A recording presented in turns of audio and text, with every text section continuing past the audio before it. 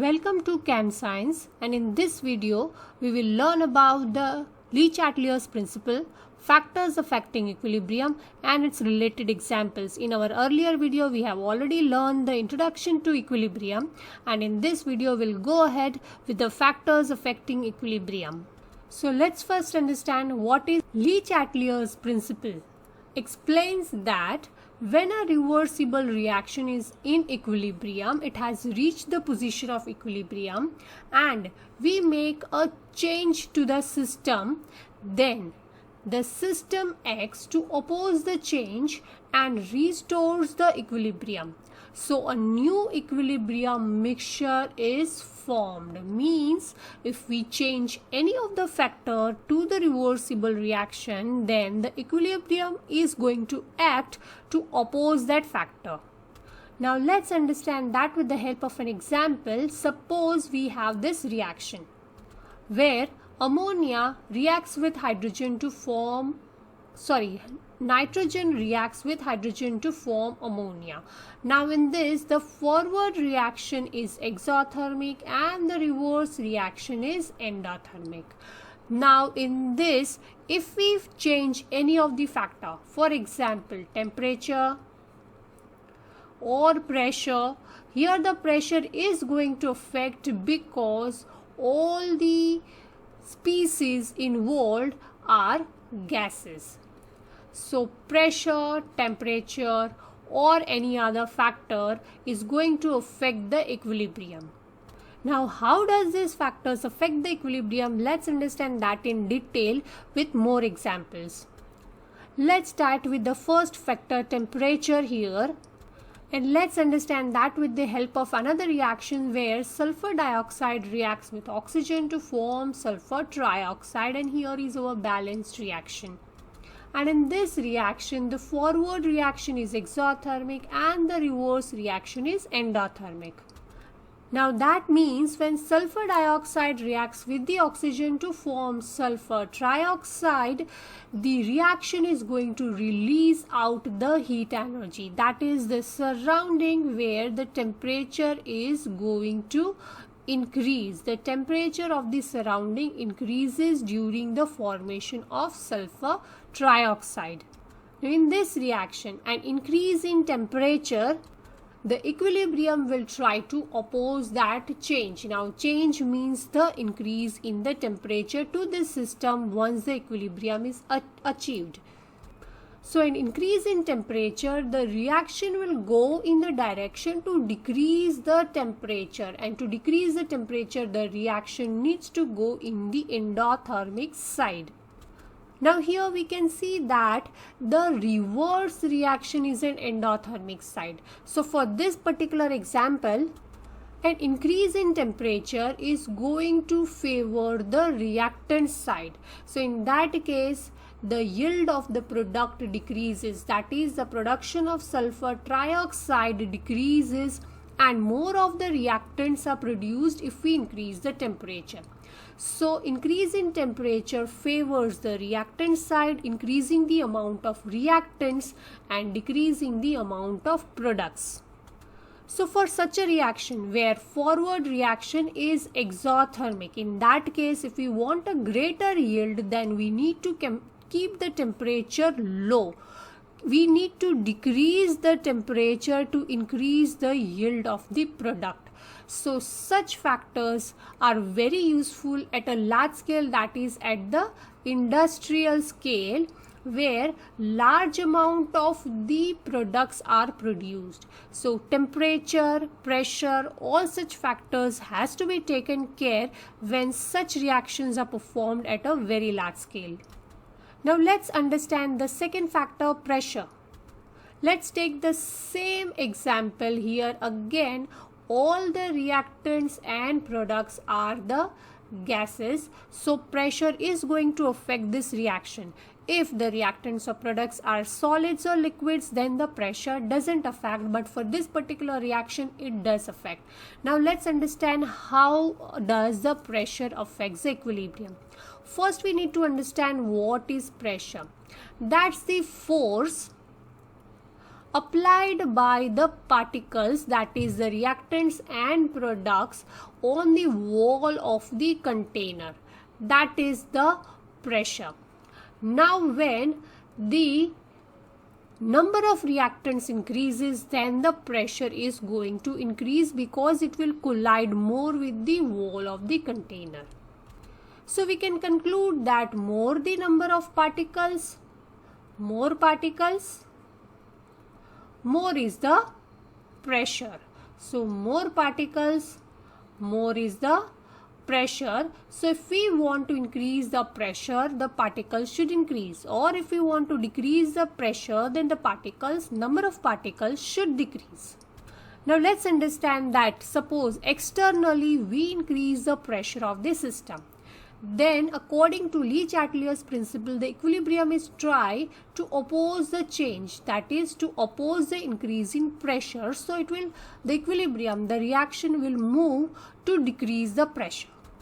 And to decrease the pressure of the system, the reaction is going to favor the side with fewer number of particles, that is less number of particles. Now let's have a look of the example again.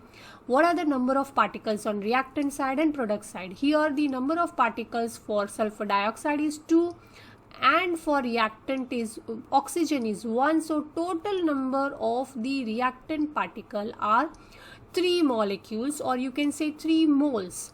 But on the product side you have just 2 molecules of sulfur trioxide. So we can see that the number of particles on reactant side is greater than the number of the particles on product side.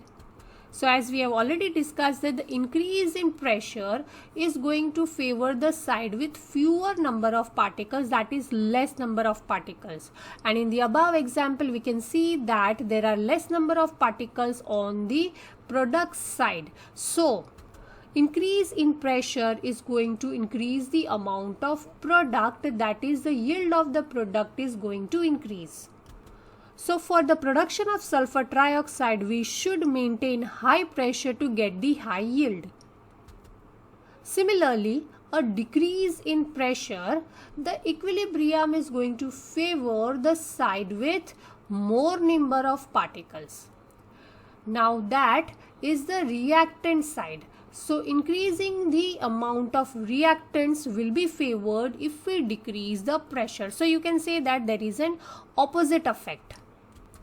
But the effect of pressure is going to affect different reactions in different way depending on what number of particles are present on reactant side and product side in total.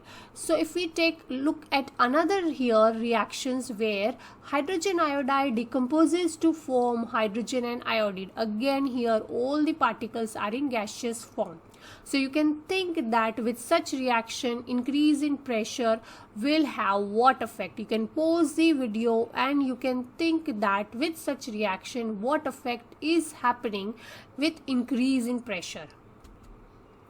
Okay, if we have already thought, then let's discuss it. Here the number of particles on the reactant side is 2 molecules, and again on the product side we have 1 plus 1, that is again totaling to 2. So as there are equal number of particles on reactant and product side, then increase in pressure or decrease in pressure is going to have no effect on the production of yield. Let's understand another factor, concentration, with the help of another example. Here nitrogen is reacting with hydrogen to form ammonia, and here is our balanced reaction. Now as we know that increase in concentration, the equilibrium will try to oppose the increase in concentration. So the reaction will go in the direction to decrease the concentration by using them up. Now let's understand what do we mean by this statement.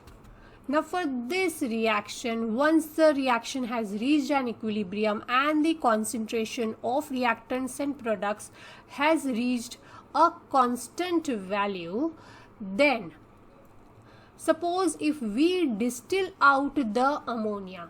Now removing out the ammonia with the distillation is easier because the boiling point, or you can say the condensation point of ammonia is low compared to nitrogen and hydrogen, so it can be easily distilled out. So if we distill out the ammonia, the concentration of ammonia is going to decrease. Now as decrease in concentration is going to oppose that change, so the equilibrium will try to increase the concentration of ammonia by producing the ammonia more.